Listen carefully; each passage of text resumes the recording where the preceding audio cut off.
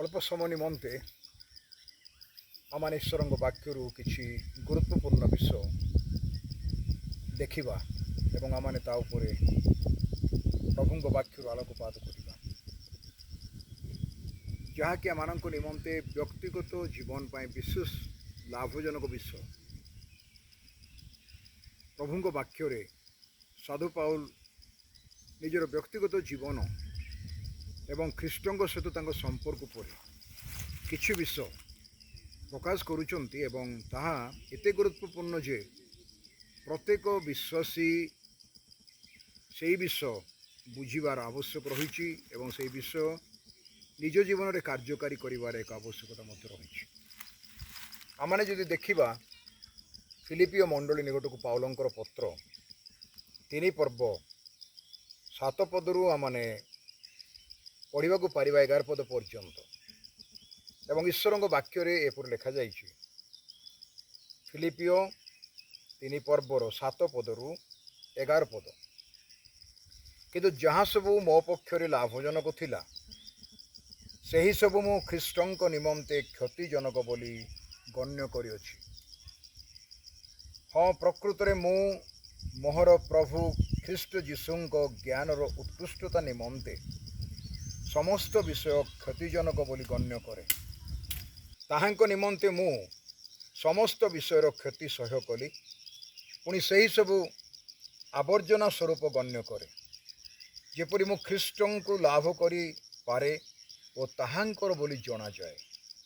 ପୁଣି ବ୍ୟବସ୍ଥା ପାଳନ ହେତୁ ନିଜର ଧାର୍ମିକତା ପ୍ରାପ୍ତ ନ ହୋଇ ବରଂ ଯେପରି ଖ୍ରୀଷ୍ଟଙ୍କଠାରେ ବିଶ୍ୱାସ ଦ୍ୱାରା ଈଶ୍ୱର ଦତ୍ତ ବିଶ୍ୱାସମୂଳକ ଧାର୍ମିକତା ପ୍ରାପ୍ତ ହୁଏ, ଯେପରି ମୁଁ ତାହାଙ୍କ ପୁନରୁତ୍ଥାନର ଶକ୍ତି ଓ ତାହାଙ୍କ ମୃତ୍ୟୁ ଭୋଗରେ ତାହାଙ୍କ ତୁଲ୍ୟ ହୋଇ ତାହାଙ୍କ ଦୁଃଖ ଭୋଗର ସହଭାଗିତା ଜ୍ଞାତ ହୁଏ ଏବଂ କୌଣସି ପ୍ରକାରେ ମୃତମାନଙ୍କ ମଧ୍ୟରୁ ପୁନରୁତ୍ଥାନ ପ୍ରାପ୍ତ ହୋଇପାରେ। ଆମମାନେ ଏହି 7 ପଦରୁ 11 ପଦ ପର୍ଯ୍ୟନ୍ତ ଯେଉଁ ଅଂଶଗୁଡ଼ା ପଢ଼ିଲୁ, ସାଧୁ ପାଉଲଙ୍କର ନମ୍ରତା, ଜଣେ ପ୍ରଭୁଙ୍କ ଦାସ ହିସାବରେ ଆଉ ଜଣେ ପ୍ରେରିତ ହିସାବରେ ଆଉ ପ୍ରଭୁଙ୍କ ସହିତ ତାଙ୍କର ଯେଉଁ ସମ୍ପର୍କ ଥିଲା, ଏହି ଲେଖାରୁ ତାଙ୍କ ଜୀବନର ଆତ୍ମିକ ଜୀବନର ନମ୍ରତା ଆଉ ପ୍ରଭୁଙ୍କଠାରେ ସମର୍ପଣ,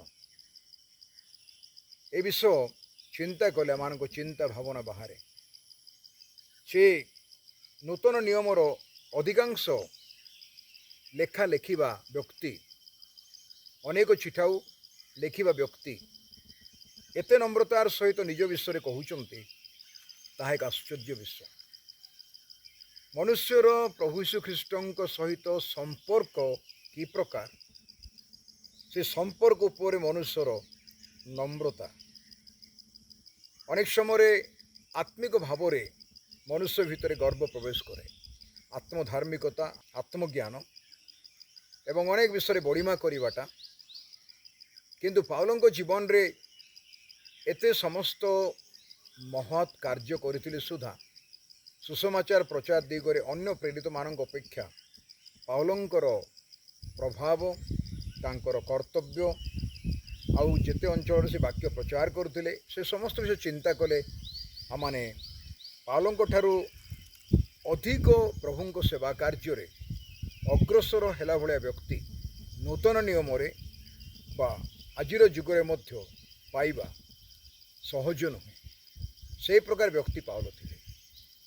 ଆଉ ତାଙ୍କର ପ୍ରାରମ୍ଭ ଅବସ୍ଥା ଯଦି ବା ସେ ମଣ୍ଡଳୀର ତାଡ଼ନାକାରୀ ଥିଲେ ଏବଂ ସେ ବ୍ୟବସ୍ଥା ସପକ୍ଷରେ ଠିଆ ହେଇଥିଲେ, ବ୍ୟବସ୍ଥା ସମ୍ବନ୍ଧୀୟ ଧାର୍ମିକତା ତାଙ୍କ ଜୀବନରେ ବଡ଼ ଗୁରୁତ୍ୱପୂର୍ଣ୍ଣ ସେ ଦେଇଥିଲେ। ଆଉ ଯୀଶୁଖ୍ରୀଷ୍ଟଙ୍କୁ ଦମେଶକ ସେଇ ଫାଟକ ପାଖରେ ବା ସେ ଗେଟ୍ ପାଖରେ ଭେଟିଲା ପରେ ତାଙ୍କ ଜୀବନରେ ଯେଉଁ ପରିବର୍ତ୍ତନ ଆସିଲା, ସେଇଟା ବଡ଼ ଗୁରୁତ୍ୱପୂର୍ଣ୍ଣ ବିଷୟଟି। ଆମମାନେ ଦେଖିପାରୁଛୁ, ସେ କହୁଛନ୍ତି ଯାହା ସବୁ ମୋ ପକ୍ଷରେ ଲାଭଜନକ ଥିଲା। ଆମ ପ୍ରତ୍ୟେକଙ୍କ ଜୀବନରେ କିଛି ନା କିଛି ବିଷୟ ଲାଭଜନକ ରହିଛି। ପ୍ରତ୍ୟେକଙ୍କ ଜୀବନ, ଆପଣଙ୍କ ଜୀବନରେ, ମୋ ଜୀବନରେ ଆମେ କୌଣସି ନା କୌଣସି ଗୋଟେ ବିଷୟକୁ ଲାଭଜନକ ବୋଲି ଚିନ୍ତା କରୁ। ଆଉ ପାଉଲ କହିଲେ ମୋ ପକ୍ଷରେ ଯାହା କିଛି ଲାଭଜନକ ଥିଲା, ମୁଁ ଖ୍ରୀଷ୍ଟଙ୍କ ନିମନ୍ତେ କ୍ଷତିଜନକ ବୋଲି ଗଣ୍ୟ କରିଛି। प्रभु जीशु ख्रीष्ट निमंते जेते उत्तम विश्व मो जोटा उपकारजनक जोटा मु लाभ बोली भावुली जोटा मो निमंते बा मो स्वार्थ निमंते उपयुक्त आ गुरुत्वपूर्ण थिला से गुड़ाक मु कौन करुच्ची ख्रीष्ट जीशु निमंते अन्य अर्थरे कह गले प्रभु यीशु ख्रीष्ट सहित संपर्क वृद्धि पाइबा निमंते तांको पछरे चलिबा निमंते तांको संगरे चलिबा निमंते प्रभु यीशु ख्रीष्टंकर सेवार कार्यर भार से मते जहाँ देइचंती ताकू तुलेइबारे आ तांको संतुष्ट करिबारे मु अन्य सब विषय गुड़ाक क्षतिजनक बोली गण्य करिछि से गोटे 8 पदर गोटे कथा कहउचंती मोर प्रिय बंधु माने हाँ प्रकृत में मु मोहर प्रभु ख्रीष्ट जीशुंकर ज्ञानर उत्कृष्टता निमंते समस्त विषय क्षतिजनक बोली गण्य करे ज्ञानर उत्कृष्टता जगतर ज्ञान नुहे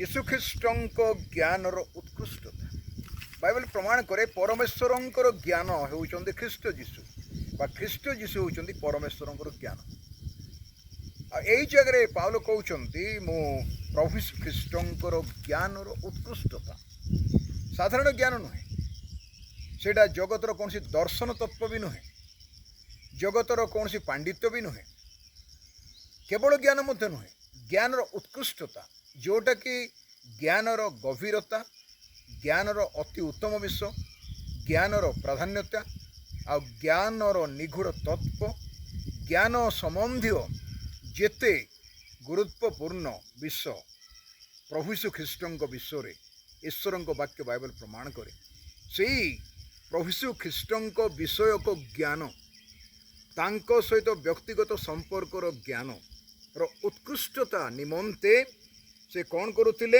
अन्य समस्त उत्तम विषय लाभजनक विषय को से कौन करुथिले गण्य करथिले केमती गण्य करथिले क्षतिजनक बोली गण्य करथिले तार अर्थ गोटे पटे प्रभु यीशु ख्रीष्ट आउ गोटे पटे जगत आउ सेठी यीशु ख्रीष्टंकर मूल्य बा यीशु ख्रीष्टंक सहित संपर्कर मूल्य को से प्राधान्यता देइछन्ति एवं जगतर अनेक उत्तम विषय पाइथिले सुधा ताको से गुरुत्व देई नाहांती तांको जीवनर मुख्य विषय मो जीवन रे बंचिबा ख्रीष्ट बोली से कहउछन्ति मोर जीवन धारण करिबा ख्रीष्ट आ मृत्यु मो पे लाभजनक ए कथा पाउल प्रकाश करथिले ऊपर आमे देखिବାକୁ पारिबा पाउलंको जीवन रे केते गुडी गुरुत्वपूर्ण योग्यता थिला से योग्यता कौन जदि आमे जीवा 4 पर्व को जीवा एई फिलिपियो 3 पर्वर 4 पद पेपर लिखा जाइछि मु तो बाहिक विषय उपरे मध्य निर्भर करि पारंती एइटा अनेक समय प्रभुंकर व्यवहार योग्य दास मानक निमंते एक बाधार विषय अनेक समय आमे कहीं अग्रसर हो पारुनु सेवा कार्य कहीं प्रसार लाभ करूनी आमानंकर बाह्य विषय गुड़ाक जो आम गुरुत्व देउ प्रभुंकर आत्मिक सेवा कार्य वृद्धि पाई न थाए आमानंकर बाह्य वृद्धि केबे मध्य प्रमाण करिबो नाही जे आमे प्रभुंक सहित अछु एवं प्रभुंकर सेवा कार्य रे अछु आमर बाहिक विषय बा बाह्यक वृद्धि बाह्यक उन्नति प्रसार एवं बाहिक विषय जोटा मनुष्यर परिचय निमंते जगत रे आवश्यक रही से विषयटा को पाउल कहउचंती मुदी बाहिक विषय देखिबी मोर कौन कौन योग्यता थिला से गुड़ाक से कहउचंती कौन बोली कि मु दर्प करि पारंती से विषय निर्भर भी करि पारंती बा दर्प करि पारंती जदि अन्य कहीं बाहिक विषय पर निर्भर करि पारे बोली मने करे पाउलंक समय मध्य अनेक थिले जो माने पाउलंक सहित प्रतियोगिता करुथिले जो माने पाउलंक प्रति तांकर मनोभाव भल नथिला जो माने पाउलंक से माने मन भितरे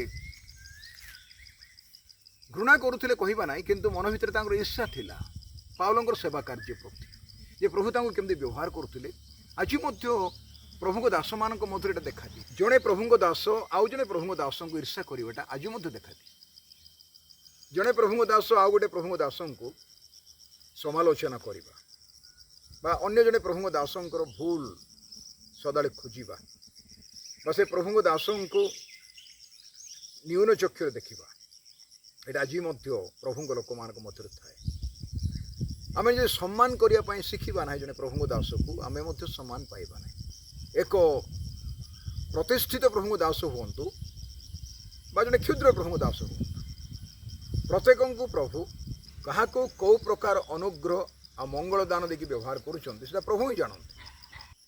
पाउल कहते से फिलिपि 3 पर्वर 4 पदरे जदि अन्य कहीं बाहिक विषय उपर निर्भर करी पारे बोली मने करे तेबे मु अधिक करि पारे। कौन से कहते मु अधिक करि पारे? मु अष्टम दिन सुनत प्राप्त इस्राएल वंशजात बिन्यामीन गोष्ठीय एब्रियो रक्तजात जड़े एब्रियो व्यवस्था पालन संबंध जड़े फारूसी उद्योग संबंध मंडलीर ताड़नाकारी पुणी व्यवस्थागत धार्मिकता संबंध निर्दोष देखा जाइथिली। एते सबु गुण बा एते सबु योग्यता पाउलंकर थिला जोटा कि ईश्वरंकर व्यवस्था पुरातन नियम रे दाबी करे से समस्त विश्व पाउलंको जीवन रे थिला। से निजर पितृपुरुष मानकर परिचय देउछन्ति से को गोष्ठी जात होइथिले आ कि प्रकार से व्यवस्था पालन करथिले व्यवस्था संबंधी धार्मिकता तांको जीवन रे थिला। से कहले मो निर्दोष देखा जाइथिले से ताहा खाली कहना निश्चय से प्रकार व्यवस्था से पालन करथिले जोथि पाए कि से खोला खोली आ दृढ़तार सहित कहउचन्ति जे मो धार्मिकता संबंध रे निर्दोष देखा जाइथिले। देखो आश्चर्य कथा एथिपाई से कहिले ये समस्त उत्तम विषय थिला लाभजन विषयटा थिला ताकू मु ख्रीष्ट जीशु को पाइबा निमंते वा ख्रीष्ट जीशु को निमंते क्षतिजनक बोली गण्य करिअछे। एवं से कहउचन्ति प्रकृति मु मोर प्रभु ख्रीष्ट जीशु को ज्ञान रो उत्कृष्टता निमंते समस्त विश्व क्षति बोली गण्य करे ताहांको निमंते मु समस्त विश्व क्षति सह्य कली। एटा प्रकृत जने प्रभुंकर दास प्रकृत तार गुण तार स्वभाव जीशुଙ୍କ निमंते क्षति सहीबाटा बा जीशु ख्रीष्टଙ୍କ निमंते जीवन में जहाँ भी आसी दुख कष्ट अपमान निंदा लज्जा ताड़ना क्लेश से समस्त विश्व गोटे फूलमाल भाया पिंधा विश्व से कहते से कौन कहते पुणी से सब आवर्जना स्वरूप गण्य करे जेते उत्तम विषय मो जीवन में थिला से सब मु कौन करुच्ची आवर्जना अलिया गदा भाया मु मन करुच्ची। केते बड़ कथा से कहते जे जेते मोर उत्तम विषय थिला पुरातन स्वभाव ख्रीष्ट को पाइबा पूर्व जिते भल भल विश्व धर्मकर्म करिवार व्यवस्था पालन करिवार मंडली विरुद्ध रे ताड़ना करिवार आमर वंशगत मोर गोष्ठीगत मोर जो मर्यादा थिला बा गर्व थिला से समस्त विश्व को से कहते मु आवर्जना मन कर जो पर्यंत आमानकर व्यक्तित्व को क्रूसरे हत करना से पर्यंत आमे प्रभुंकर व्यवहार योग्य दास हो पारिबा नाही आमे प्रभुंकर व्यवहार योग्य दास हो पारिबा नाही। बाप्तिक जोहन तांको कहिबा भितर गोटे कथा कहिले मु ह्रास हेबी आ से वृद्धि पाइबे। मोर प्रिय बंधु माने मोर भाई भौणी माने आमान को क्रूस पछरे लुचिबा को पड़े लोक मैंने आमको नुहे जीशु को देखो आमानकर सेवा कार्य जीशु ख्रीष्टंकर उपस्थापन बा तांको आमे उपस्थापन करिया पड़ी आमानकर व्यक्ति जीवन ख्रीष्टंकर तांको उपस्थापन करिबा आमानकर अनुष्ठान रे प्रथम सीए आमानकर सेवा कार्य रे प्रथम सीए आमानकर शिक्षा भितर से केंद्रबिंदु आमानकर वाक्य परिवेशन मध्य प्रभु यीशु ख्रीष्ट को मुख्य स्थान में देवा पड़ो आमने जिते समय प्रभु को वाक्य कहू ता भीतर आम ख्रीष्ट को केते गुरुत्व देऊ तांकर जगह केते आम वाक्य भितर जिते मैंने कौन ख्रीष्ट सेवा कार्य हाथ दे था से सेवा कार्य ख्रीष्ट केते जगह अधिकार करिथांते ना आम निजर ज्ञान उपर दक्षता उपर निजर योजना परिकल्पना पर निर्भर करूँ एथि से कहते जगार एक गुरुत्वपूर्ण विषय जे जेपर मु ख्रीष्ट को लाभ करें और ताहांकर बोली जना जाए ये दुईटा विषय ध्यान दिखाँ से ख्रीष्ट को लाभ कर नूतन नियमर अधिकांश लेखा चिठा मान मध्य पाउल कहते मु ख्रीष्ट को लाभ कर से कौन ख्रीष्ट को लाभ कर एत सुंदर विषय एत गभीर विषय एत गुरुत्वपूर्ण विषय एत निगूढ़ रहस्य जो व्यक्ति द्वारा प्रभु प्रकाश कर नूतन नियम चिठा मान द्वारा से कौन ख्रीष्ट को पाई नी से लाभ कर प्रश्न आस केते लाभ करते ଆପଣ ଆଉ ମୁଁ ଯୀଶୁଖ୍ରୀଷ୍ଟଙ୍କୁ କେତେ ପାଇଛୁ? ଆମେ ପାଇଛୁ ସତ କଥା, କେତେ ପାଇଛୁ?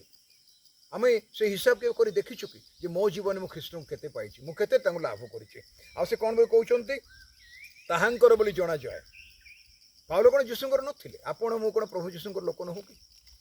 ଆମେ ଯେଉଁଦିନ ତାଙ୍କୁ ବ୍ୟକ୍ତିଗତ ତ୍ରାଣକର୍ତ୍ତା ପ୍ରଭୁ ବୋଲି ବିଶ୍ୱାସ କଲୁ, ଗ୍ରହଣ କଲୁ, ହୃଦୟରେ ପାପ ସ୍ୱୀକାର କଲୁ, ମନ ପରିବର୍ତ୍ତନ କଲୁ, ତାଙ୍କୁ ନିଜର ମାଲିକ ବୋଲି ଆମେ ବିଶ୍ୱାସ କଲୁ, ଗ୍ରହଣ କଲୁ, ସେଇଦିନ ଠାରୁ ଆଜି ପର୍ଯ୍ୟନ୍ତ କ'ଣ ଆମେ ଯୀଶୁଙ୍କର ଲୋକ ନୁହଁ କି? ପାଉଲ କହିଲେ ମୁଁ ତାହାଙ୍କର ବୋଲି ଜଣାଯାଏ, ମୁଁ ତାହାଙ୍କର ବୋଲି ଜଣାଯାଏ। ଏଇଟା ସବୁଠୁ ବହୁତ ବଡ଼ ପାଉଲଙ୍କ ମୁଖର ଏ ବାକ୍ୟ। ଏଇଟା ଆମମାନଙ୍କୁ ନମ୍ର ହେବା ପାଇଁ ସାହାଯ୍ୟ କରୁଛି ଯେ ପାଉଲ ପ୍ରଭୁ ଯୀଶୁଙ୍କୁ ଏତେ ଜାଣିଥିଲେ ସୁଦ୍ଧା ସେ କହୁଥିଲେ ଯେପରି ମୁଁ ତାହାଙ୍କର ବୋଲି ଜଣାଯାଏ। ପୁଣି ବ୍ୟବସ୍ଥା ପାଳନ ହେତୁ ନିଜର ଧାର୍ମିକତା ପ୍ରାପ୍ତ ନ ହୋଇ ବରଂ ଯେପରି ଖ୍ରୀଷ୍ଟଙ୍କ ଠାରେ ବିଶ୍ୱାସ ଦ୍ୱାରା ଈଶ୍ୱର ଦତ୍ତ ବିଶ୍ୱାସ ମୂଳକ ଧାର୍ମିକତା ପ୍ରାପ୍ତ ହୁଏ। ବିଶ୍ୱାସ ମୂଳକ ଧାର୍ମିକତା ଈଶ୍ୱର ଦତ୍ତ, ବିଶ୍ୱାସ ମୂଳ ଧାର୍ମିକତା ଈଶ୍ୱର ଦତ୍ତ। ଏଇଟା ବ୍ୟବସ୍ଥା ମୂଳକ ଧାର୍ମିକତା ନୁହେଁ। ବ୍ୟବସ୍ଥା ମଉସାଙ୍କୁ ଦିଆଯାଇଥିଲା, ଆଉ ସେଟା ବ୍ୟବସ୍ଥା ମୂଳକ ଧାର୍ମିକତା। ଯେଉଁ ବ୍ୟବସ୍ଥା ମୂଳକ ଧାର୍ମିକତା ଗୋଟେ ନିୟମରେ ବନ୍ଧା। ଆପଣ କି ମୁଁ ଯଦି ସେ ନିୟମ ପାଳନ କରିପାରୁନୁ, ପ୍ରଭୁଙ୍କର ବ୍ୟବସ୍ଥା ଯାହା ଦାବି କରୁଛି, ତାହେଲେ ଆମେ କେବେ ଧାର୍ମିକ ହେଇପାରିବେ ନାହିଁ। କିନ୍ତୁ ବିଶ୍ୱାସ ମୂଳକ ଧାର୍ମିକତା ତାହା ଈଶ୍ୱର ଦତ୍ତ, ଯେହେତୁ ବିଶ୍ୱାସ ନିମନ୍ତେ ଆମମାନଙ୍କୁ କୌଣସି ମୂଲ୍ୟ ଦେବା ପାଇଁ ପଡ଼ିନାହିଁ ବା ପଡ଼ୁନାହିଁ। କେବଳ ଆମମାନଙ୍କର ଅନ୍ତର ଭିତରେ ବିଶ୍ୱାସ କରିବା ଦ୍ୱାରା ତାଙ୍କ ଅନୁଗ୍ରହରେ ମାନେ ପରିତ୍ରାଣ ପାଇଛୁ ଆଉ ଧାର୍ମିକତା ପ୍ରାପ୍ତ ହୋଇଛୁ। ଅବ୍ରାହମ ପ୍ରଭୁଙ୍କୁ ବିଶ୍ୱାସ କଲେ। ଆଦି ପୁସ୍ତକ 15 ପର୍ବରେ ସେ କହିଲେ ଆକାଶର ତାରାମାନଙ୍କୁ ଦେଖ, ଏ ତାରା କ'ଣ ତୁମେ ଗଣ୍ୟ କରିପାରିବ? ଆଉ ପ୍ରଭୁ କଥାବାର୍ତ୍ତା କରୁଛନ୍ତି ତମ୍ବୁ ବାହାରେ, ଆଉ ସେ ଦେଖାଇଲେ ଆକାଶର ତାରା, ତୁମ ଔରସ ଜାତ ଏପରି ବଂଶ ମୁଁ କରିବି। ଆଉ ସେ କଥା ଅବ୍ରାହମ ବିଶ୍ୱାସ କଲେ। ବିଶ୍ୱାସ କରିବାରୁ ସେଇ ବିଶ୍ୱାସ ଯୋଗୁଁ ତାହା ତାଙ୍କ ପକ୍ଷରେ ଧାର୍ମିକତା ବୋଲି ଗଣନା କରାଗଲା। ଆଉ ଗାଲାତିରେ ପାଉଲ କହୁଛନ୍ତି ଗାଲାତୀୟ ମଣ୍ଡଳୀକୁ ଯେ ବିଜାତୀୟମାନେ ମଧ୍ୟ ବିଶ୍ୱାସ ଦ୍ୱାରା ଅବ୍ରାହମଙ୍କ ପରି ଧାର୍ମିକ ଗଣିତ ହେବେ।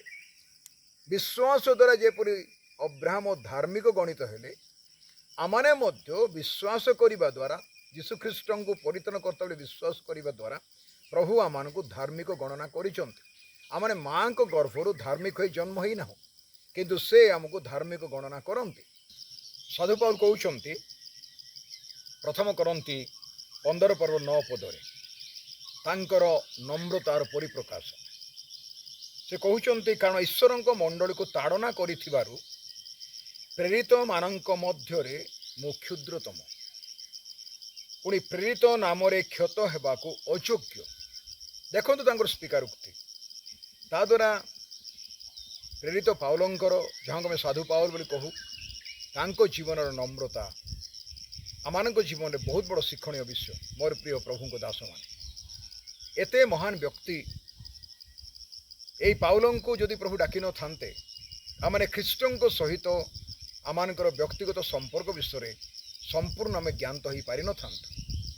ଆଉ କେବଳ ସେତିକି ନୁହେଁ, ସେ କହୁଛନ୍ତି ପ୍ରେରିତମାନଙ୍କ ମଧ୍ୟରେ କ୍ଷୁଦ୍ରତମ। ଏଫେସୀ ମଣ୍ଡଳୀ ନିକଟକୁ ପାଉଲଙ୍କର ପତ୍ର 3 ପର୍ବର 8 ପଦ, ସମସ୍ତ ସାଧୁଙ୍କ ମଧ୍ୟରେ କ୍ଷୁଦ୍ରତମ ଠାରୁ କ୍ଷୁଦ୍ର ଯେ ମୁଁ, ମୋତେ ବିଜାତିମାନଙ୍କ ନିକଟରେ ବୋଧର ଅଗମ୍ୟ ଖ୍ରୀଷ୍ଟଙ୍କ ନିଧିର ସୁସମାଚାର ପ୍ରଚାର କରିବା ପାଇଁ, ପୁଣି ସର୍ବ ସୃଷ୍ଟିକର୍ତ୍ତା ଈଶ୍ୱରଙ୍କ ଠାରେ ଅନାଦି କାଳରୁ ଗୁପ୍ତ ହୋଇ ରହିଥିବା ନିଗୁଢ଼ ତତ୍ତ୍ୱ ସମ୍ବନ୍ଧରେ ତାହାଙ୍କ ସଂକଳ୍ପ କ'ଣ, ତାହା ଆଲୋକରେ ପ୍ରକାଶ କରିବା ପାଇଁ ଅନୁଗ୍ରହ ପ୍ରଦତ୍ତ ହୋଇଅଛି। ଏତେ ସମସ୍ତ ବିଷୟ ଯାହାକି ପ୍ରଭୁ ପାଉଲଙ୍କ ଠାରେ ପ୍ରକାଶିତ କଲେ, ପୃଥିବୀ ସମ୍ମୁଖରେ ଜଗତରେ ପ୍ରକାଶ କରିବା ପାଇଁ ସର୍ବ ସୃଷ୍ଟିକର୍ତ୍ତାଙ୍କର ସଂକଳ୍ପ। କେଉଁ ସଂକଳ୍ପ? ଅନାଦି କାଳରୁ ଯେଉଁ ସଂକଳ୍ପ। ସେ ବ୍ୟକ୍ତି କହୁଛନ୍ତି ସାଧୁମାନଙ୍କ ମଧ୍ୟରେ କ୍ଷୁଦ୍ରତମ ଠାରୁ କ୍ଷୁଦ୍ର ଯେ ମୁଁ। ତାଦ୍ୱାରା ପାଉଲଙ୍କ ଜୀବନର ନମ୍ରତା ଆମେ ଉପଲବ୍ଧି କରିପାରୁଛୁ। ଆଉ এই ସମସ୍ତ ସ୍ୱୀକାରୋକ୍ତି ବା এই ସମସ୍ତ ଘୋଷଣା, এই ସମସ୍ତ ବିଷୟ ଯେ ସେ ପ୍ରକାଶ କରୁଛନ୍ତି ବ୍ୟକ୍ତିଗତ ଜୀବନରେ ପ୍ରଭୁଙ୍କ ସହିତ ସମ୍ପର୍କରେ, ତାହା ପ୍ରକୃତରେ ପ୍ରଶଂସା ଯୋଗ୍ୟ ଅଟେ। এই ସମସ୍ତ ବିଷୟ ଦ୍ୱାରା ଆପଣ ଆଉ ମୁଁ आमानंक निमंते शिखिबार बहुत किछि विषय अछि। जदि आमे सफलकामी कृतकार्य व्यवहार योग्य प्रभुंकर दास दास हेबा पई चाहूछु, केवल सेतिक नुहे आ मध्य गोटे विषय से प्रकाश कले जोटा कि आमारे पढ़िले आश्चर्य हेबा। बोधे आजिर जगत रे एपरी विषय कहवा बा ए प्रकार विषय को स्वीकार करिया पई बहुत कम लोक माने पसंद करते। प्रथम तिमोथी 1 पर्वर 15 पद, पापी मानंकु परित्राण करिबा निमंते ख्रीष्ट जीशु जे जगत रे अवतीर्ण हेले एही वाक्य विश्वास्य और सर्वत भावे ग्रहण योग्य। द्वितीय अंश शुणु, ସେହି पापी मानंक मध्य मु प्रधान। एवं आउ टिके 16 पद देखिबा, तथापि जो माने भविष्यत काल रे अनंत जीवन पाइबा निमंते यीशु ख्रीष्टंक ठारे विश्वास करिवे सेमानंक निकट रे दृष्टांत स्वरूप हेबा पाई प्रधान पापी जे मो ठारे से जेपरि आपणा पूर्ण चिर सहिष्णुता प्रकाश करती एथि निमंते मु दया प्राप्त हेली। पाउलो केवल दया प्राप्त होई ना, आमाने समस्त दया प्राप्त होइछु। आमाने पापी थिलु, आमे तांको अनुग्रह द्वारा परित्राण पाइछु। आम भितरे आज मध्य आदमंक स्वभाव रही, एदन उद्यानर आदमंक स्वभाव, जदि बा द्वितीय आदमंक स्वभाव से आमको काल्वरी क्रूस प्रभु देइछन। आज मध्य आम जीवन रे पाउलंकर रोमियो विवरण 7 पर्व कार्य करुछि। आ यीशु ख्रीष्ट को ग्रहण करने द्वारा रोमियो विवरण 8 पर्व आम जीवन रे कार्य साधन करने निमंते प्रभुंकर इच्छा, प्रभुंक योजना। एथिपाई पाउलंकर व्यक्तित्व एवं तांकर नम्रतार व्यक्तित्व द्वारा माने अनेक विषय शिखा पारिबा। से कहले साधु मानक मध्य क्षुद्रतम, प्रेरित मानक मध्य क्षुद्रतम एवं पापी मानक मध्य प्रधान। आज आमाने निजर नाम आगरे नाम पछरे अनेक योग्यता जोड़ा माने जागतिक योग्यता बा पारमार्थिक योग्यता पाई था ता लिखि था, किंतु पाउलंकर सेटा नथिला। से भी जने दार्शनिक थिले। गमेलियो भलिया जने दार्शनिकଙ୍କ पाद तले बसी से ज्ञान अर्जन करथिले। व्यवस्था संबंध में तांकर ज्ञान यथेष्ट थिला। आ से प्रकार व्यक्ति ख्रीष्टंकर ज्ञानर उत्कृष्टता सामने पृथ्वीर कौन सी ज्ञान ठिया ही पारिबो नाही, कौन सी ज्ञान मपा जाई पारिबो नाही, सक्षम हो पारिबो नाही, संभव हो पारिबो नाही, ए कथा से प्रकाश करूचंती। एथिपाई आमाने जो अंश पढ़िया जाऊलु शेष करने पूर्वर मोर प्रिय बंधु माने देखो से कौन कहते जेपर मु ख्रीष्ट को लाभ करें आपण आ मु किपरि ख्रीष्ट को लाभ करते ताहांकर बोली जना जाए। आमान व्यक्तिगत जीवन द्वारा प्रभु प्रकाशित होउचंती कि आम चारिपटे रहिबा आमर साही पड़िशा आम लोक माने मंडली रे बा बाहरे समाज रे लोक माने जानी पारुचंती कि आमे प्रभु को लोक बोली। तापर से कहउचंती 9 पदरे पुणी व्यवस्था पालन हेतु निजर धार्मिकता प्राप्त न होई बरं जेपरि ख्रीष्टंक ठारे विश्वास द्वारा ईश्वर दत्त विश्वासमूलक धार्मिकता प्राप्त हुए। से विश्वासमूलक धार्मिकता जहाँ व्यवस्था आसवा पूर्व आसीथिला अब्राहम ठारे से विश्वासमूलक धार्मिकता प्रकाश होइथिला। प्रभु ताकू तांको विश्वास को धार्मिकता बोली गणना करथिले। आज आमाने मध्य प्रभु यीशु ख्रीष्ट को नम्रतार सहित विश्वास करने द्वारा धार्मिक गणित होइछु आ गणित हो पारिबा। फिलिपियो 3 पर्वर 10 पद, जेपरि मु ताहांको पुनरुत्थानर शक्ति और ताहांको मृत्यु भोगरे ताहांको तुल्य होई ताहांको दुख भोगर सहभागिता ज्ञात हुए एवं कौनसी प्रकारे मृतमानंक मध्यरु पुनरुत्थान प्राप्त होई पारे। এই সমস্ত বিশ্ব প্রেরিত পাউলঙ্কর अंतिम इच्छा अभिलाष लालसा थिला ताहांकु जेपरि मु जानी पारिबी एवं तांकर पुनरुत्थानर शक्ति जानी पारिबी। ए पुनरुत्थान शक्ति कौन? एटा मृत्यु उठिबाटा नुहे, आमर जो शेष दिन पुनरुत्थान এই शक्ति प्रत्येक दिन पुनरुत्थानर शक्ति आम जीवन रे आमे अनुभव करिया पड़े। से पुनरुत्थान शक्ति कौन? दुख कष्ट समस्या ରୋଗ ବ୍ୟାଧି, ବିଭିନ୍ନ ରକମର ଚାପ, ବିଭିନ୍ନ ରକମର ମନ୍ଦତା ଉପରେ ପ୍ରତ୍ୟେକ ଦିନ ବିଜୟ ଜୀବନ କାଟିବାଟା। ଯୀଶୁ ଯେଉଁ ପ୍ରକାରେ ମୃତ୍ୟୁରୁ ଉଠିଲେ ପୁନରୁତ୍ଥିତ ହେଲେ ସେହି ପ୍ରକାର ଆମମାନଙ୍କୁ ପ୍ରତ୍ୟେକ ଦିନ ଜୀବନରେ ଯେଉଁ ସମସ୍ୟା ବାଧା ମଧ୍ୟ ଦେଇ ଆମେ ଯାଉଛୁ ତା ଉପରେ ବିଜୟ ଜୀବନ କାଟିବାଟା ଆମମାନଙ୍କ ଜୀବନରେ ପୁନରୁତ୍ଥାନର ଶକ୍ତି ଅଟେ। ତାକୁ ଆମମାନେ ପ୍ରତ୍ୟେକ ବ୍ୟକ୍ତି ଜୀବନରେ ଅନୁଭବ କରିବାର ଆବଶ୍ୟକତା ରହିଛି। ପ୍ରତ୍ୟେକ ଦିନ ସକାଳେ ଉଠିଲେ, ପ୍ରତ୍ୟେକ ଦିନ ରାତିରେ ଆମେ ଏହି ପ୍ରାର୍ଥନା କରିବା ଦରକାର, ପ୍ରଭୁ ମୋତେ ପୁନରୁତ୍ଥାନର ଶକ୍ତି ଦିଅ।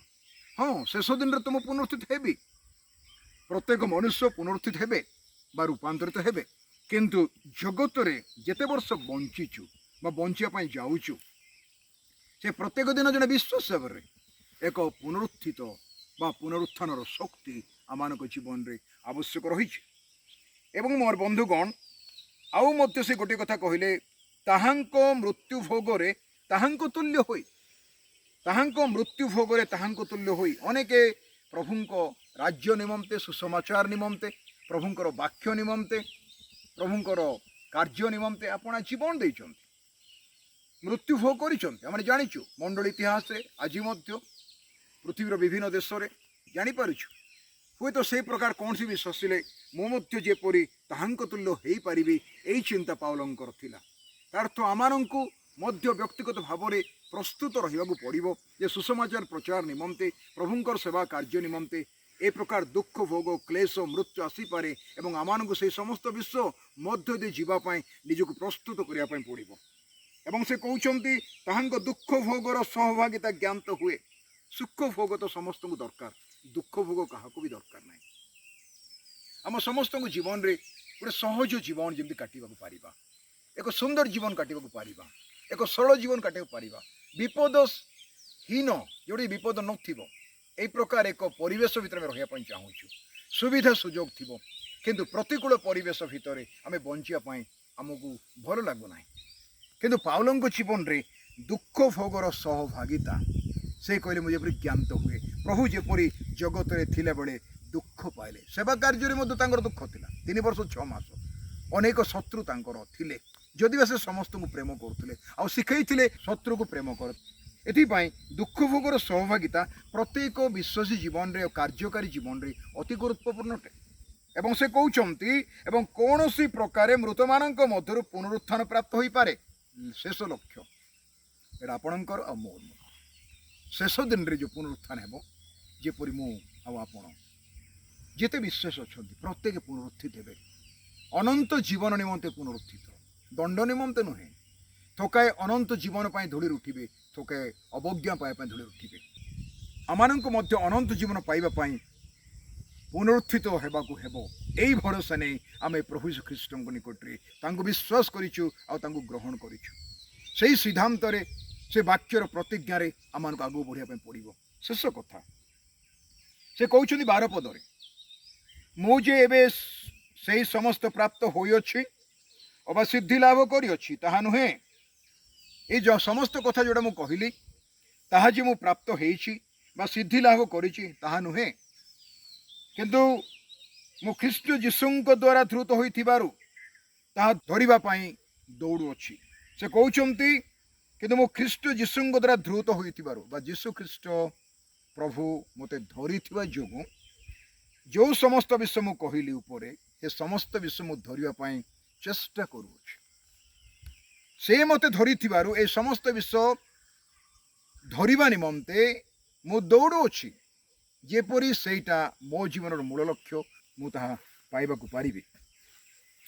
ଏଥିପାଇଁ এই ଯେଉଁ ଗୁରୁତ୍ୱପୂର୍ଣ୍ଣ ବିଷୟ ପ୍ରଭୁଙ୍କ ଦାସ ପ୍ରକାଶ କଲେ, ସେ ଆମମାନଙ୍କୁ এই ଶେଷ ବାକ୍ୟ ଗୁଡ଼ାକ ଦ୍ୱାରା ଆହ୍ୱାନ ଦେଉଛନ୍ତି, ହେ ଭାଇମାନେ, ମୁଁ ଏ ପର୍ଯ୍ୟନ୍ତ ତା ଧରିଅଛି ବୋଲି ମନେ କରୁନାହିଁ, କିନ୍ତୁ ଗୋଟିଏ ବିଷୟ ମୁଁ କରୁଅଛି, ଆମମାନେ ମଧ୍ୟ ଗୋଟିଏ ବିଷୟ କରିବା ଦରକାର, ଅତି ଗୁରୁତ୍ୱପୂର୍ଣ୍ଣ। ତାଙ୍କ ଭାଷାରେ ଗୋଟିଏ ବିଷୟ, କ'ଣ ସେ ଗୋଟିଏ ବିଷୟ? ପଶ୍ଚାତ ବିଷୟ ସବୁ ମନରୁ ଦୂର କରି ସମ୍ମୁଖରେ ଥିବା ବିଷୟଗୁଡ଼ିକ ପ୍ରତି ଦୃଷ୍ଟି ରଖି ଖ୍ରୀଷ୍ଟ ଯୀଶୁଙ୍କଠାରେ ଈଶ୍ୱରଙ୍କ ସ୍ୱର୍ଗୀୟ ଆହ୍ୱାନର ପଣ ପାଇବା ନିମନ୍ତେ ପ୍ରାଣପଣ କରି ଲକ୍ଷ୍ୟସ୍ଥଳକୁ ଦୌଡ଼ୁଅଛି। ଏଇଟା ଥିଲା ପାଉଲଙ୍କ ଜୀବନର ଶେଷ ଇଚ୍ଛା ଆଉ ଯାହାକି ସେ ଆମମାନଙ୍କୁ ମଧ୍ୟ ଆହ୍ୱାନ ଦେଇ ଜଣାଉଛନ୍ତି, ହେ ମୋର ଭାଇମାନେ, ଆପଣମାନଙ୍କୁ ମଧ୍ୟ ଏଇଟା କରିବା ପାଇଁ ହେବ। ସେ କ'ଣ କହୁଛନ୍ତି? ପଶ୍ଚାତ ବିଷୟ, ପଛ କଥା ଗୁଡ଼ାକ ମୁଁ ଭୁଲି ଯାଇଛି। ଆପଣ ଆଉ ମୁଁ ଅନେକ ସମୟରେ ଆଗକୁ କାହିଁ ବଢ଼ି ପାରୁନୁ ଯେ ଆମେ ପଛକୁ ନେଉଛୁ। ପଶ୍ଚାତ ବିଷୟ ଆମମାନଙ୍କୁ ଆଗକୁ ବଢ଼ିବାରେ ବାଧା ଦିଏ। ଲୋଟଙ୍କୁ କୁହାଗଲା ତୁମେ ପଛକୁ ଅନାଇବ ନାହିଁ। ଏବଂ ଆମେ ଜାଣିଛୁ ଲୋଟଙ୍କର ସ୍ତ୍ରୀ ସୋଦୋମ ଗମୋରା ଧ୍ୱଂସ ହେବା ବେଳେ କି ପ୍ରକାର ସେ ପଛକୁ ଅନାଇଲେ ଏବଂ ଆଜି ମଧ୍ୟ ସେ ଲବଣ ଖମ୍ବ ରହିଯାଇଛି। ସେଇଟା ମାନଙ୍କ ନିମନ୍ତେ ଗୋଟେ ବଡ଼ ଶିକ୍ଷା ଏବଂ ଈଶ୍ୱରଙ୍କ ବାକ୍ୟ ମଧ୍ୟ ତାହା କୁହେ। ଏଥିପାଇଁ ପଶ୍ଚାତ ବିଷୟ ଯେଉଁ ପର୍ଯ୍ୟନ୍ତ ଆମେ ଛାଡ଼ି ନାହୁଁ ବା ଭୁଲି ଯାଇନାହୁଁ, ଆମେ ଆଗକୁ ବଢ଼ିପାରିବା ନାହିଁ। ଆମ ଲକ୍ଷ୍ୟସ୍ଥଳ ଯୀଶୁଖ୍ରୀଷ୍ଟ, ସେ ଆମମାନଙ୍କର ବିଶ୍ୱାସର ନେତା, ସେ ଆମର ସିଦ୍ଧିଦାତା। ତାଙ୍କୁ ଲକ୍ଷ୍ୟ କରି ଆମେ ଆଗକୁ ଦୌଡ଼ୁଛୁ। ଅତଏବ ଆସ ଆମେ ଯେତେ ଲୋକ ସିଦ୍ଧ ଏହିପରି ଭାବ ଧାରଣ କରୁ। ଆଉ ଯଦି କୌଣସି ପ୍ରକାରେ ତୁମ୍ଭମାନଙ୍କର ଭାବ ଭିନ୍ନ ପ୍ରକାର ଥାଏ, ତେବେ ଏହା ମଧ୍ୟ ଈଶ୍ୱର ତୁମମାନଙ୍କ ନିକଟରେ ପ୍ରକାଶ କରିବେ।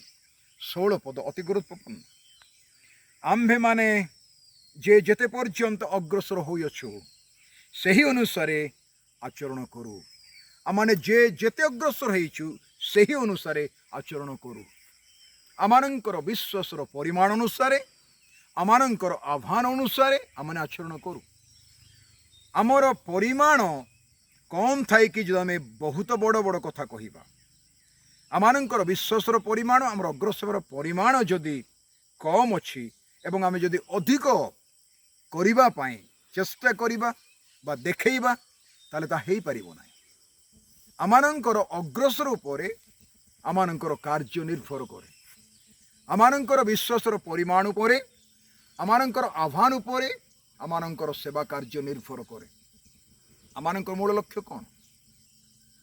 ପ୍ରଭୁଙ୍କ ନିମନ୍ତେ ପ୍ରଥମେ ବଞ୍ଚିବା। ବ୍ୟକ୍ତିଗତ ଜୀବନରେ ପାଉଲଙ୍କ ଭଳି ଆତ୍ମସମର୍ପଣ କରି ପ୍ରଥମେ ବଞ୍ଚିବା, ପ୍ରଭୁଙ୍କର ଲୋକ ହେଇକି ରହିବା, ନିଜର ପରିବାରକୁ ପ୍ରଭୁଙ୍କ ନିକଟବର୍ତ୍ତୀ କରିବା ଏବଂ ସେବା କାର୍ଯ୍ୟରେ ଏକ ସଫଳକୃତ, ଏକ ବ୍ୟବହାର ଯୋଗ୍ୟ ସମାଦରର ପାତ୍ର ଭାବରେ ପ୍ରଭୁଙ୍କର କାର୍ଯ୍ୟ କରିବା ନିମନ୍ତେ ନିଜକୁ ପ୍ରସ୍ତୁତ କରିବା। ଆମେ କେତେ ବଡ଼ ସେବା କାର୍ଯ୍ୟ କରୁଛୁ ମୋର ଭାଇ ଭଉଣୀମାନେ, ତାହା ବଡ଼ କଥା ନୁହେଁ। ଆମେ କିପରି ସେବା କାର୍ଯ୍ୟ କରୁଛୁ, ଆମେ କିପରି ଆତ୍ମାମାନଙ୍କ ପାଇଁ ଆମ ଭିତରେ ବୋଝ ଅଛି, ଆମ ସେବା କାର୍ଯ୍ୟ ଦ୍ୱାରା କେତେ ଲୋକ ପ୍ରଭୁ ରାଜକୁ ଆସୁଛନ୍ତି, ଆମେ କେତେ ବଡ଼ ଅନୁଷ୍ଠାନର ମାଲିକ, ତାହା ବଡ଼ କଥା ନୁହେଁ। କିନ୍ତୁ ଆମେ କିପରି ଭାବରେ ପ୍ରଭୁଙ୍କର ସେବା କାର୍ଯ୍ୟକୁ ଆଗକୁ ବଢ଼ଉଛୁ ଖ୍ରୀଷ୍ଟଙ୍କୁ ସମ୍ମୁଖ ରଖି, ତାହା ସବୁଠାରୁ ବହୁତ ବଡ଼ ବିଷୟ। ଏଥିପାଇଁ ପାଉଲଙ୍କର ଆହ୍ୱାନ, ତାଙ୍କ ନମ୍ରତାର ଆହ୍ୱାନ ଆପଣଙ୍କୁ ଆଉ ମୋତେ ଅନେକ ଗୁଡ଼ିଏ ବିଷୟ ଶିକ୍ଷା ଦିଏ। ଆମେ ସେ ଶିକ୍ଷାରେ ନିଜକୁ ସମର୍ପଣ କରିବା, ପ୍ରଭୁଙ୍କର ସହାୟତା ଦ୍ୱାରା, ତାଙ୍କ ଅନୁଗ୍ରହ ଦ୍ୱାରା ଆମେ ଆଗକୁ ବଢ଼ିବା, ପ୍ରଭୁଙ୍କ ପଛରେ ଚାଲିବା, ସେବା କାର୍ଯ୍ୟରେ ବୃଦ୍ଧି ପାଇବା ଆଉ ତାଙ୍କର ଗୌରବ ରାଜ୍ୟରେ ପ୍ରବେଶ କରିବା ପାଇଁ ପ୍ରଭୁ ଆମମାନଙ୍କୁ ଅନୁଗ୍ରହ କରିବେ। ପ୍ରଭୁ ସମସ୍ତଙ୍କୁ ଆଶୀର୍ବାଦ କରନ୍ତୁ।